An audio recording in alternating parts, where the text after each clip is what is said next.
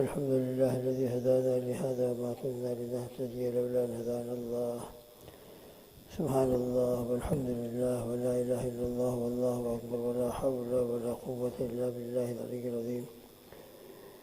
الله أكبر كبيرا والحمد لله كثيرا وسبحان الله بكرة وأصيلا. سبحان الله بحمده عدد خلقه ورضا نفسه وزنة عرشه ومداد كلماته.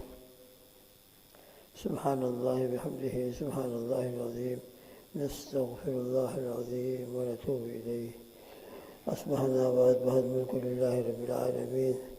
اللهم إنا نسألك خير هذا اليوم فتحه ونصره ونوره وبركته وهداه لنا ولجميع أمة محمد صلى الله عليه وسلم، ونعوذ بك من شر هذا اليوم وشر ما بعده. حسبنا الله ونعم الوكيل، نعم المولى ونعم النصير.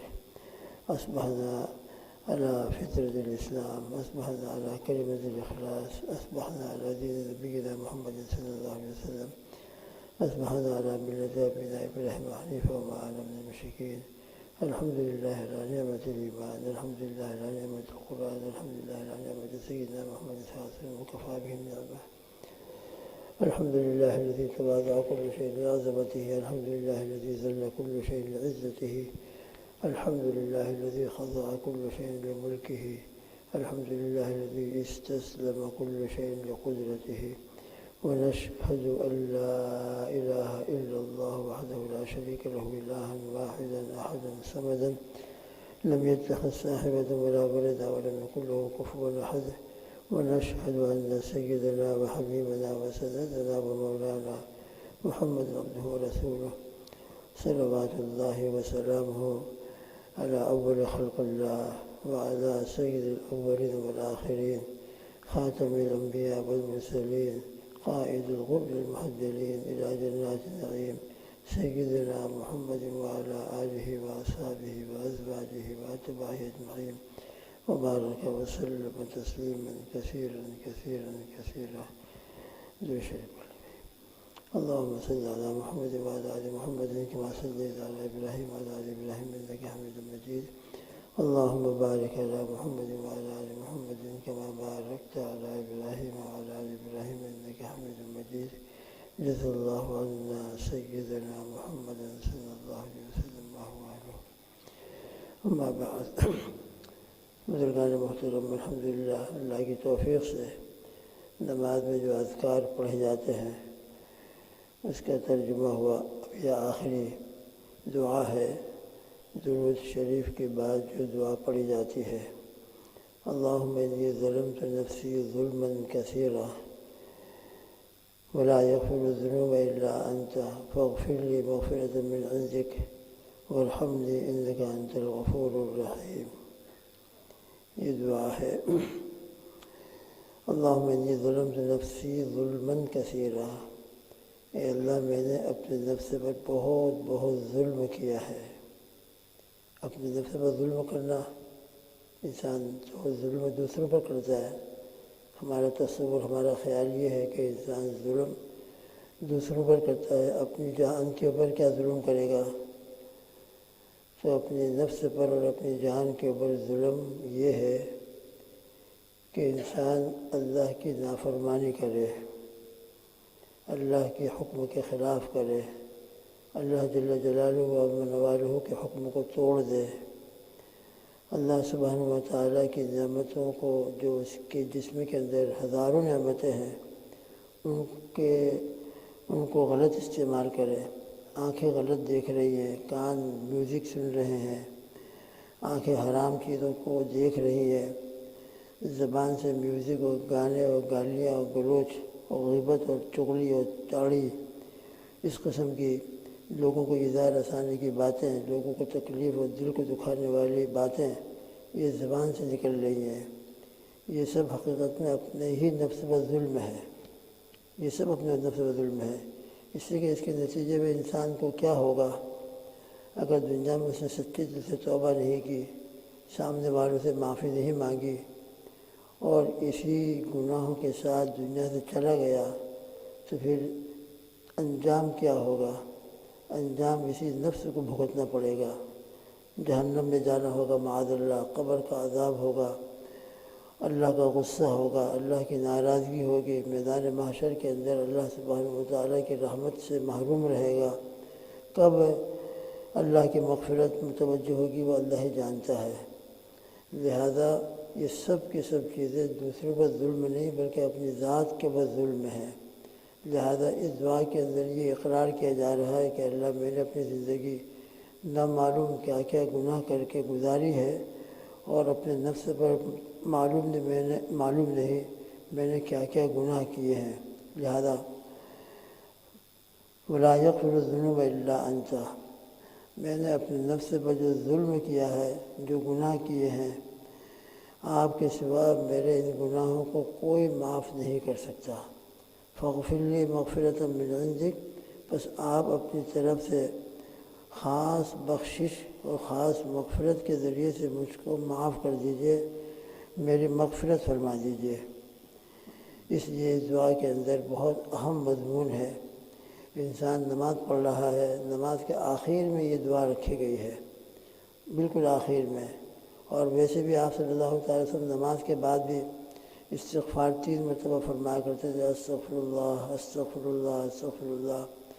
اشارہ اس طرف ہو رہا ہے کہ ہمارے جو گناہ ہیں وہ تو ہے گناہ، وہ تو گناہوں کی لسٹ اور فہرست میں ہے یقیناً۔ یہ ہماری عبادتیں بھی اللہ کی شان کے مطابق کہاں ہیں؟ یہ ہمارا رکوع اور ہمارا سجدہ بھی اللہ کی ذات عالی اور ان کی کبریائی کے مناسب ہم کہاں کہہ سکتے ہیں کہ ہم سے یہ سجدہ، یہ رکوع، یہ نماز صحیح ہوئی۔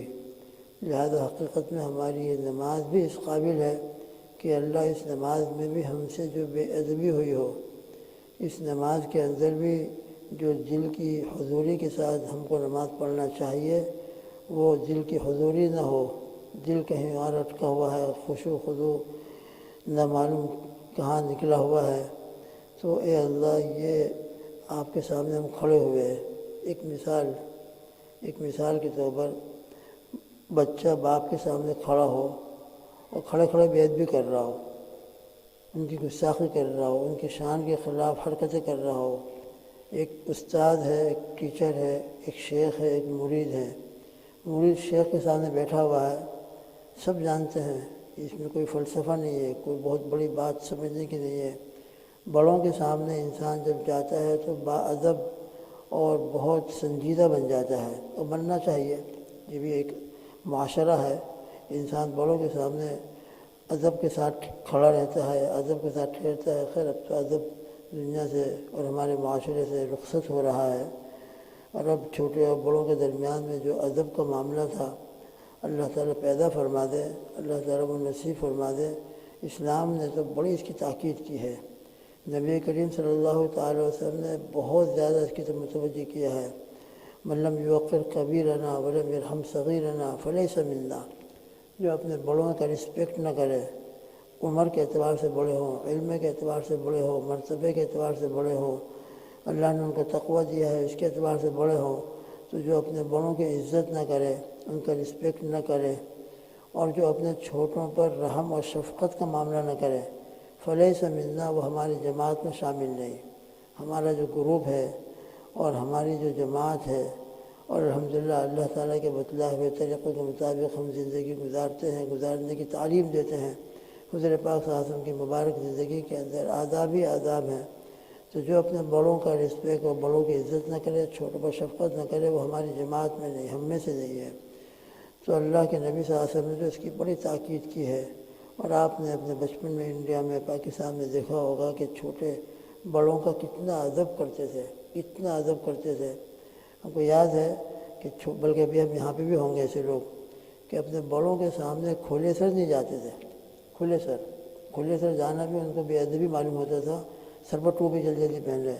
عورتیں اگر مرد گزر رہے ہوں تو ناممکن تھا کہ ان کے سر کھلے رہیں، خاص کر کوئی دیندار شخص گزر رہا ہو، فوراً اگرچہ وہ پردہ جو شرعی پردہ ہے وہ نہیں بعض مرتبہ ہوتا تھا، لیکن شرم اور حیا تھی، ادب اور وقار تھا۔ عورتیں مردوں کے سامنے کھلے سر آ جائیں یا کوئی مرد گزر رہا ہو عورتوں کا سر کھلا رہا ناممکن تھا، وہ فوراً اپنے سر کو کور کرتی تھی۔ خمار اور دوپٹہ اور اوڑھنی ڈال لیتے تھے، وہ ادب کا زمانہ تھا، تو یہاں تک ادب تھا۔ بے ادبی، گستاخی، ان کے سامنے بولنا، ان کے سامنے کوئی اونچی آواز سے بات کرنا، یہ تو بہت دور کی بات ہے۔ استاد کے سامنے طالب علم، ٹیچر کے سامنے اسٹوڈنٹس کتنے ادب کے ساتھ بیٹھتے ہیں، اور ذرا وہاں بے ادبی ہوتی ہے تو ٹیچر اور استاد کہتا ہے تم کیسا بے ادب آدمی ہے، اور زیادہ بے ادبی کرتا ہے تو بعد مرتبہ اس کو تنبیہ کرنے کے لیے، اس کو ادب سکھانے کے لیے اس کو نکال دیا جاتا ہے کہ تو یہاں سے نکل جاؤ، کلاس میں نہیں، وہاں جا کے باہر جا کے بیٹھو۔ تو جب ہم اپنے چھوٹوں سے یہ بے ادبی برداشت نہیں کرتے، اور یہ بے ادبی جب سامنے آتی ہے تو بعض مرتبہ ہم اس کو نکال دیتے ہیں۔ اب میں اپنا معاملہ دیکھ لوں، اپنا معاملہ کہ میں اللہ کے سامنے نماز کے لیے کھڑا ہوا ہوں، کتنا میرے اندر ادب ہے، تلاوت کر رہا ہوں کتنے ادب کے ساتھ کر رہا ہوں، ذکر کر رہا ہوں کیسے ادب کے ساتھ کر رہا ہوں۔ اندازہ ہوگا کہ بے ادبی کے سوا کچھ نہیں ہمارے پاس، اللہ ماشاء اللہ، جتنا اللہ توفیق دے دے، اللہ ہماری مدد فرمائے۔ لہذا ہماری نمازیں بھی ہم کو یہ سمجھنا چاہیے کہ اس کے اندر بھی نامعلوم ہم نے اللہ کے سامنے کھڑے ہو کر کیا بے ادبی کی ہے، لیکن اللہ کی رحمت ہے کہ ہم کو نکال نہیں دیتے، اللہ کی رحمت ہے کہ ہم کو بھگا نہیں دیتے، اور اس سے بڑھ کر اللہ کی رحمت ہے ہمارا ایمان اور یقین ہے، اور اللہ کی ذات عالی ایک آنے اور ایک لمحے میں جو چاہے کر سکتی ہے، جو چاہے کر سکتی ہے، اللہ کو کوئی روکنے والا نہیں ہے۔ میں بے ادبی کر رہا ہوں، اللہ سبحانہ و تعالیٰ کو قدرت ہے کہ نماز کے اندر میری بے ادبی کے نتیجے میں اگر میں نے سجدے میں بے ادبی کی ہے تو مجھ کو سجدے سے اٹھنے نہ دے، یا ایسی بے ادبی کے ساتھ بیٹھا رہے، مرتا رہے، تیرا اعضاء ختم، تیری بے ادبی کے نتیجے میں تیرے ہاتھ ختم، تیری بے ادبی کے نتیجے میں تیری آنکھیں ہم نے سلب کر لی۔ لیکن اللہ سبحانہ و تعالیٰ کی رحمت ہے کہ ایسا معاملہ ہمارے ساتھ نہیں فرماتے۔ ان بے ادبی کے باوجود بھی اپنے بارگاہ عالی میں حاضر ہونے کی توفیق عطا فرماتے ہیں اور حاضری کو قبول فرما لیتے ہیں۔ لیکن انسان کو اپنے اعتبار سے یہی سمجھنا چاہیے کہ اللہ یہ نماز اور یہ ذکر اور یہ تلاوت اور دین کے جو بھی کام ہے، میں نہیں کہہ سکتا کہ آپ کے شان کے مطابق ہوا ہو، لہذا گناہ تو گناہ ہی اس پر تو ہم کو توبہ اور استغفار و مغفرت کی دعا کرنی ہی چاہیے۔ حقیقت یہ ہے کہ ہم کو اپنی عبادتوں کے اوپر بھی استغفار کرنا چاہیے، اپنی نمازوں کے اوپر استغفار کرنا چاہیے۔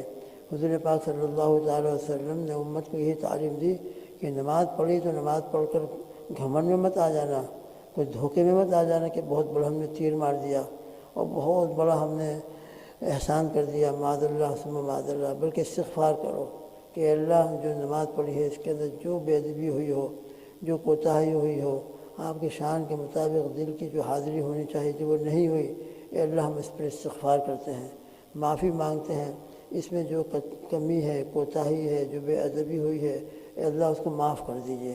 تو نماز کے آخر کے اندر بھی دعا میں یہی، اللہم انی ظلمت نفسی ظلما کثیرا ولا یغفر الذنوب الا انت، لہذا نماز کے اندر جو بے ادبی ہوئی، اس کے علاوہ پوری زندگی کے اندر جو گناہ ہوئے ہیں آپ مغفرت کر دیجئے، مغفرۃ من عندک، ایسی مغفرت جو آپ کی طرف سے مجھ پر نازل ہو جائے اور میرے گناہ میرے نام اعمال سے ختم ہو جائیں، میرے گناہ مٹ جائے اور میرے گناہوں کا پورا فائل اور پوری کی پوری جو اس کی مثل تیار ہو رہی ہے، اے اللہ وہ ختم کر دی جائے، وارحمنی، اور مجھ پر رحم فرمائیے، انک انت الغفور الرحیم، بے شک آپ مغفرت کرنے والے ہیں اور آپ ہی انتہا سے زیادہ رحم کرنے والے ہیں۔